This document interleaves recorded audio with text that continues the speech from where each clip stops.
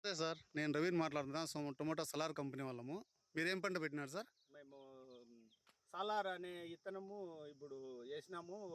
15,000 మొలకలు 16,000 మొలకల దాకా నాటినాం సార్. ఆ, మా పంచాయతీ వచ్చి కొండయ్యగారపల్లి, ఆ, నిమ్మనపల్లి మండలము, ఆ, మదనపల్లి కాన్స్టిట్యూషను. ఆ. అయితే ఈ పంట, ఈ కాయ గట్టిదనము, ఈ ఎండలకు తట్టుకొని బాగా మంచి పంట రావడానికి ఈ ఇత్తనము సరైన ఇత్తనము. ఆ. మేము గత 2 సంవత్సరాలుగా చేస్తున్నాము. ఏనాటి రిమార్కు లేదు. కాపు అట్లే ఉంది. టొమాటో గట్టిదనం కానీ ఈల్డింగ్ కూడా అట్లే ఉంది సార్.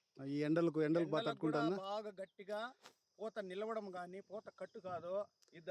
ఇది ఇంట్లో పూతలో ఎక్కడ కానీ ఒకటి కూడా కట్ట ఉండా. గమనించుకోండి, చూడండి.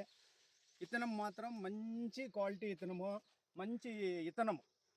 నీ సాహో పైన ఎక్కువగా మనకు పంట దిగుబడి ఇచ్చే ఇత్తనం ఇది. చెట్టు హైట్ కానీ ఇప్పుడు నేను సుమారు 6 అడుగులు ఉండా, నా తల కాటకుండా మీరే గమనించండి. ఈ మాదిరితో ఉంది సార్ సాలారు పంట. అవును సార్.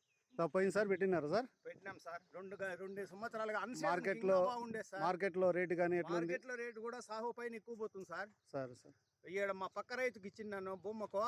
ఆయమ్మ ఇప్పుడు కూడా తలుచుకుంటుంది, మంచి ఇత్తనం చెప్పినావు రెడ్డప్ప నువ్వు. ఏమి ఇత్తనం పండింది అన్సీజన్ లో, భలే కాసింది అమ్మకు. కాయ గట్టితనం కానీ మోడాలు పట్టింటే ఒక కాయ కింద పడింది. అదే సాహో కొంచెం నాటింటే దోండ్లో చెత్తగా రాలిపోయినాయి. ఈ కాయ ఒకటి కూడా రాలడం లేదు. గట్టితనం బాగుంది. దీనిలో ఏమంటే వర్షానికైనా మచ్చ రాదు, గజ్జి కానీ కాయ రావడం చాలా తక్కువ రాదు. ఎండకు కూడా బాగా వస్తుంది. కొంతమంది ఏమంటే అపోహ పడుతున్నారు, ఎండకి కొంచెం మెతుకు అంటున్నారు. వాళ్ళ గురించి మీరేం చెప్తారు? మాకైతే మెతుకు అనేది ఇప్పుడు కూడా కాయ ఉంది, చెక్ చేసుకోండి, చూసుకోండి. అంటే మనం వదిలే మందుల్లో ఏదంటే అది వదిలేస్తే నీకు మెతుకు వచ్చేస్తుంది సార్. దానికి తగిన మందు వదులుకొని గట్టిదనం తెచ్చుకోవాలి. కాయ ఎండకు లోపడదు. అన్సీజన్ భలే ఉంటుంది సార్, వర్షానికి మాత్రం ఇది. ఎండలు కూడా బాగా తట్టుకొని వస్తుంది సార్. ఇప్పుడు ఈరోజు మే నెల 18, 19 తారీఖు కదా, అయినా కూడా ఇంత ఎండలకి మీకు బాగానే తట్టుకొని వచ్చింది కదా. చూపిస్తాను సార్. అప్పుడు కూడా ఈ తోట ఏమాత్రం కన్ను అట్లా మచ్చకలా ఏం కాలే, అంత బాగా నీట్ గా ఉంది. చూడండి, తోట అంతా కూడా ఏవన్ గా.